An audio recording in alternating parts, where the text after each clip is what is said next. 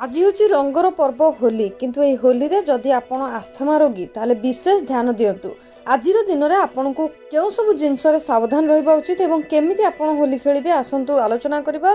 ता पूर्व ओडिया फिटनेस को सब्सक्राइब करी पाखरे आसुवा बेल आइकन को प्रेस कर नियंतु।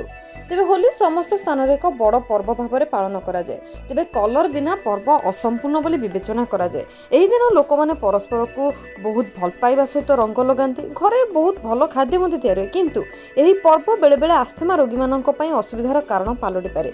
होली दिन जदि कलर एहार रोगी पार्टी भितर प्रवेश करे तेबे से माने आस्थमा अटैक रो शिकार होई पारंती। आस्थमा रोगी माने एही दिन बहुत सतर्क रहबा उचित। सेतिपई आमे आपन किछि टिप्स जणाइबु। जदि आपन आस्थमा रोगी तेबे होली रे आपन किपरि भाबरे सतर्कता रही परिबे। देखंतु जेउ माने आस्थमा रोगरे पीड़ित से माने होली रो केमिकल कलर और धूଳି रु दूरे रहबा उचित। जदि आपन को होली खेलिबा को मन होछि तेबे आपन पानी रे होली खेली परिबे, कारण होली कलर खेलिबा द्वारा आस्थमा आशंका बढ़े, जेउथि आपन स्वास्थ्य अधिक मध्य खराब होई पारे।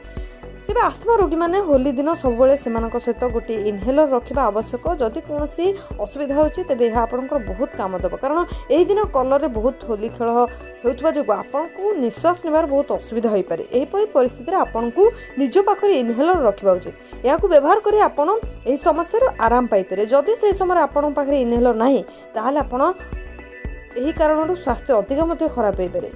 से भाई आपड़ जदि आस्थमा रोगी तेबे आपण होली रे जदि बाहर को जाउछन तेबे फेस मास्क जेमिति हेले व्यवहार करंतु।